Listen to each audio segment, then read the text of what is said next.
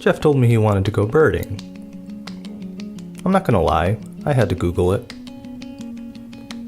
Birding, it turns out, is bird watching. Painted bunting. Haven't seen one of those in years. Which doesn't make any sense because look at this guy. Jeff wears cut-off skinny jeans. Jeff has a handsome scar he got from crashing through a plate glass window. Jeff is punk rock. And yet...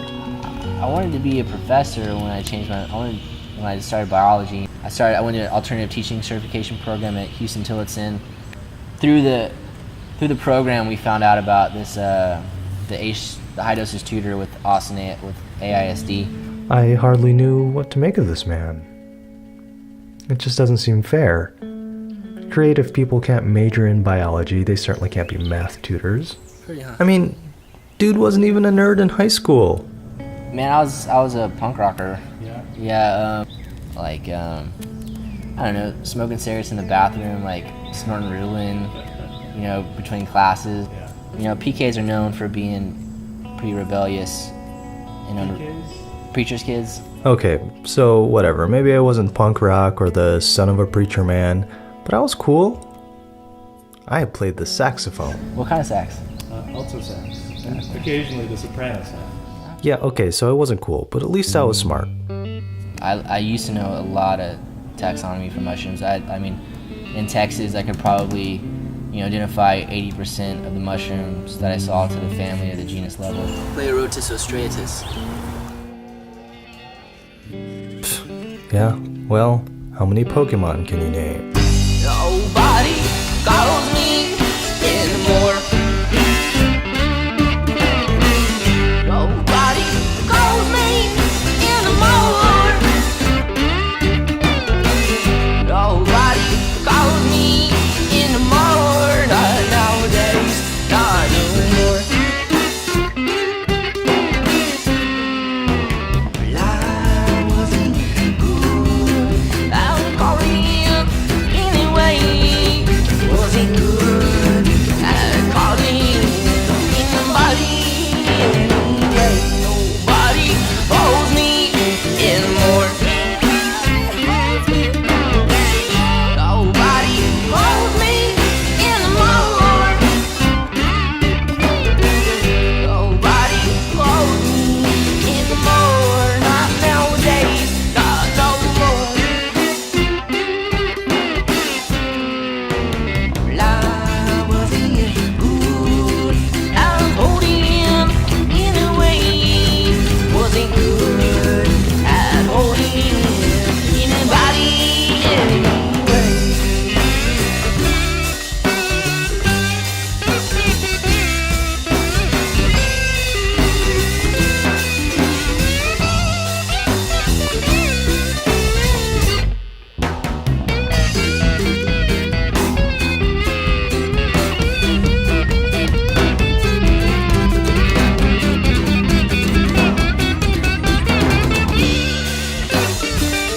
Nobody loves me anymore. Nobody loves me anymore. Nobody loves me anymore. Not nowadays, not no more. I wasn't good. I love him anyway. Wasn't good. I love him anybody anyway.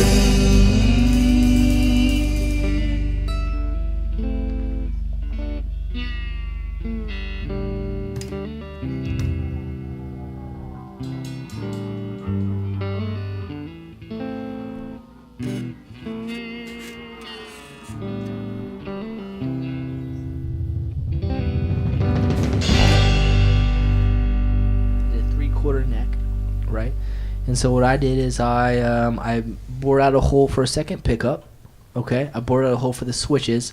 I bought a 1966 Mustang pickup. All of this is complete gibberish to me, by the way, except for, So everything's wired by myself. which is always an exciting sentence. And I do like that about this band. They're risk takers. And of course, risk means that consequences are always looming over your shoulder. You got in a fight. He was defending a lady. He's an honorable man. This, for example, was the first time I had ever met Jeff and the By and By. And that guitar, well, it decided that night, with the camera rolling for the first time, to give off an unholy buzz. 40 minutes came and went.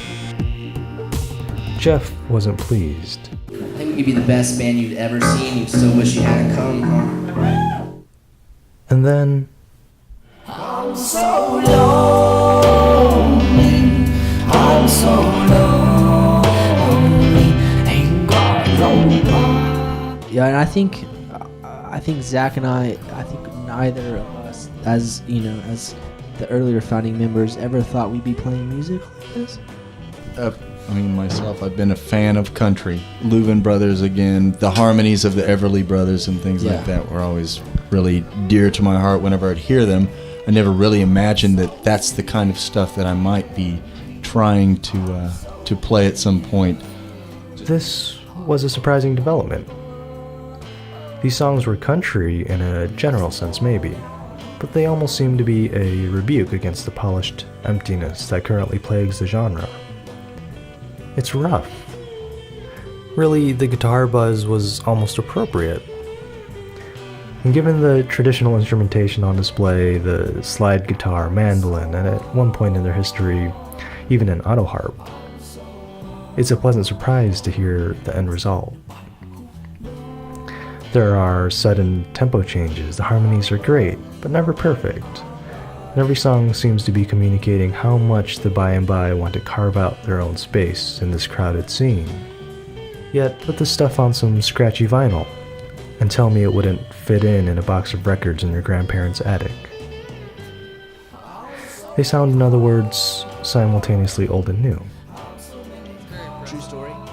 When I first started, after my punk rock bands, when I first started doing the solo shit, I would go play open mics in Dallas. I would wear two hats. Like Sherlock Holmes? Like In different No, directions. you not, because the acoustics, if you cup a hat around each ear, you hear Oh, yourself way good better. Lord. Come on. No, it's pathetic. It's pathetic. Talented he is. And then all the but hot girls are like, I- hey, who's that dude with the two hats? Who's that guy? Hey, I've always been of the opinion that devotion should be measured in your willingness to look absolutely ridiculous. And trust me, he's devoted. This is, after all, a man who moved his bed to the living room to turn his bedroom into a practice space. You showed me the room that you had, and that's really where I sold myself to the band. It was like, me too. I sold my soul. I sold myself on the room that you showed me. And When the guitar buzz happened again, when we went into the studio, well, they got through it. Jeff swapped out his guitar, did some direct line thingy, and that was that.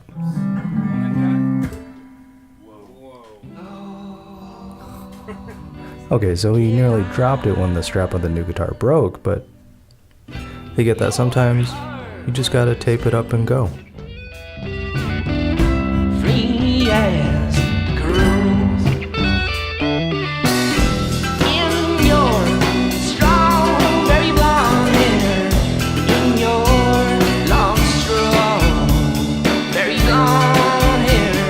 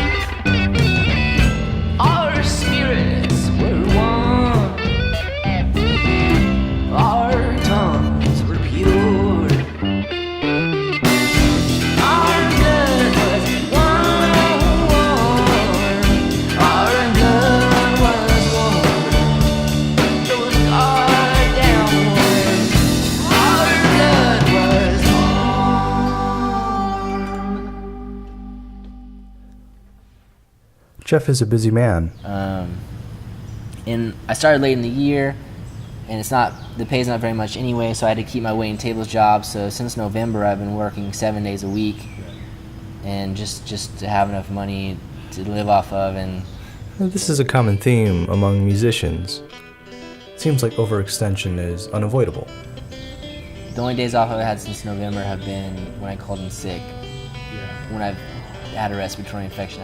Now, how he finds time for his band is a complete mystery to me. Never mind how he manages to actually have fun. Look for it.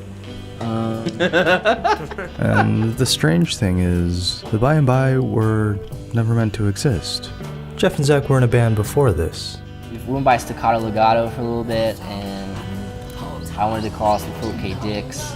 I think Zach wanted to call us Man Pansy. How did you describe it, Jeff? Post-punk minimalist math rock. Yeah, that. Well, Staccato Legato eventually dissolved for a myriad of reasons. Zach and Jeff, though. We still wanted to play together and stay sharp, so we started playing my solo project songs. And, they just came together really nicely. I was like, man, I really want to... We recorded, and I laid down bass. I was like, man, I want to hear this live bass really bad. Not thinking long-term at all. And so I put it out on Craigslist and found Jeff. And then Jeff, after he'd been in the band a couple months, brought my attention to the ad on Craigslist for a mandolin player. And that's when we got Jake. No, what was the other one? Zelda? Hell yeah, Epona song. Oh yeah, you don't have to tell me. I don't really know how one goes from, what was it again? Post-punk minimalist math rock. Right, from that to country. I was mildly disappointed to find that there's no neat origin story. I mean, how great would it have been if Jeff was bitten by a radioactive country musician and then woke up one morning to find that he had the proportional wit and pathos of a middle-aged country legend. To me, it just felt like kind of what we needed at the time. Maybe not what our heart was going for, but kind of what we needed at the time. I get the sense that Jeff is a man who needs to play music. Before Staccato Legato, there was his solo work. But when you found us, we had songs on Facebook. When I found him, it was under Dead Best Friend on MySpace. He performed under the name Yeah. Dead Best Friend. This says Half-Ass. This is the band logo. It's like an old 80s skateboard wheel symbol. Yeah. But the bassist in that band is my best friend who died of bone cancer, Brandon DuPont. Eventually, I worked up the nerve to ask him about Brandon. You said it was called Dead Best Friend? Is that your solo stuff? Naturally, a plane flew overhead right at that moment. Yeah, Brandon,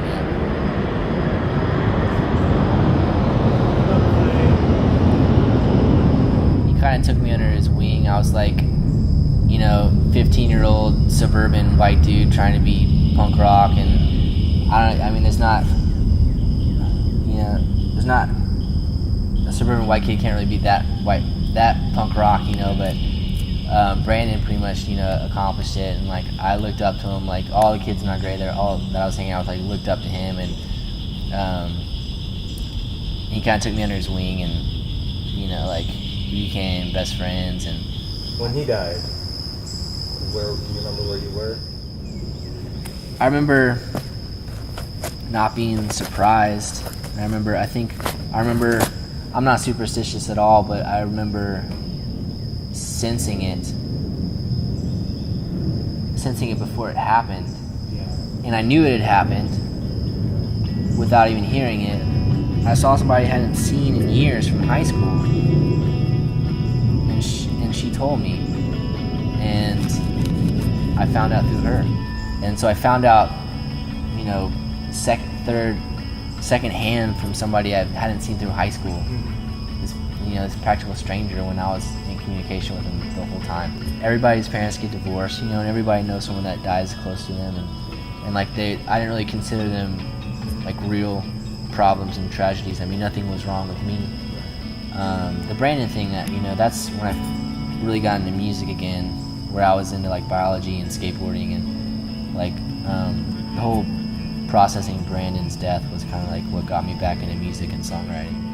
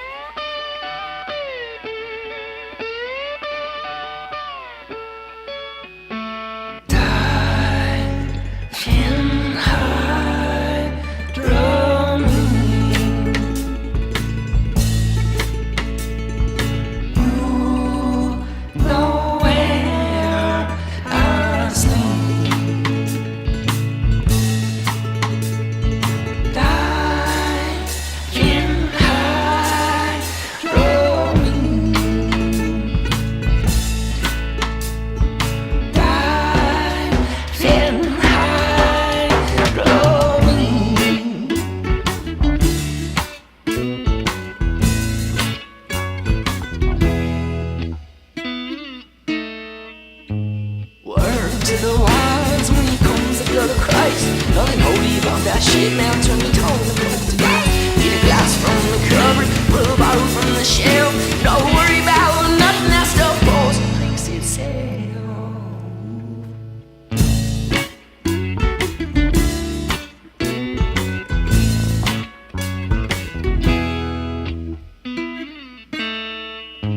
Now it's not hard to believe that I can make your head in the tricks of your sleeve. Nevertheless, most supposed to rest. Crucify my thirst, put a boxer in my bag.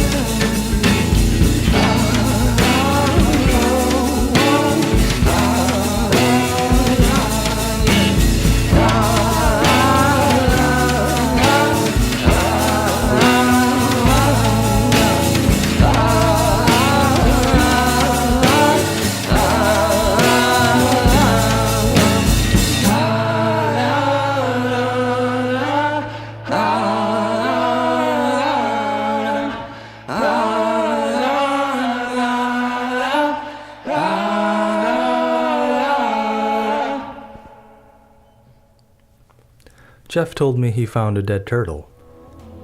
I think that's the number one lesson I took away from this birding expedition. Expect the unexpected. After all, nature is vast and infinite and unknowable. I mean, there are more mysteries in nature than there are numbers. Which is to say, if you see something that looks dead, poke it with a stick. You never know.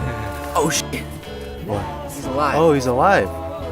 Okay, well actually the number one lesson I took away from this is don't wear shorts. Number 2 is expect the unexpected. Number 3 is to, marvel. Bask in the unlikelihood of it all. I mean, what were the chances that we would have happened upon this turtle? He's gonna die. He's gonna die if he stays here, I think, right? Yeah. If Jeff didn't have to pee, if he didn't go around the corner of the water plant, he never would have stumbled across it. In fact, that day wasn't even the day we had planned to go birding. We had decided to do this a week earlier, but got rained out. The universe had to conspire to initiate this turtle rescue. I'm your friend, buddy. Don't call me, okay? Don't waste your energy. That's pretty amazing. So enjoy it. Seems pretty active. That's really good. Oh, I hope there's no poison ivy here. Boy. You're not enjoying this at all, are you? Nope. You're worried about how busy you are with your multiple jobs and your filmmaking career. That's not going anywhere, by the way. Or who said what about you behind your back. Or, oh no, your boss hates you and it's not fair because damn it, you work hard. Or, oh no, your other boss calls you bud and how old is he, 22 or something? Where does he get off calling you bud? Or, oh no, your other boss likes you too much and is making you work too many hours. And now you're just thinking about that article you read on Wikipedia earlier, the one about extinction events, and how none of this other stuff even matters because, super volcano. Now everyone you love, have loved, will love is gone forever. But let me stop you there. Because look, everything is scary. I will grant you that. It's hard to feel any measure of success or worth in the face of the entire history of the universe. Yes, living is a temporary state, not just for you, but for entire species and planets and solar systems and universes. And yes, there are a lot of awful, debilitating feelings in this world. I mean, sometimes your guitar breaks, Sometimes you have to work 2 jobs just to get by. Sometimes your parents get divorced. Oh shit. Sometimes you lose your best friend. When she was crying from being treated unkind. Is he under? But man, you and Jeff saved a turtle. That's good enough for today.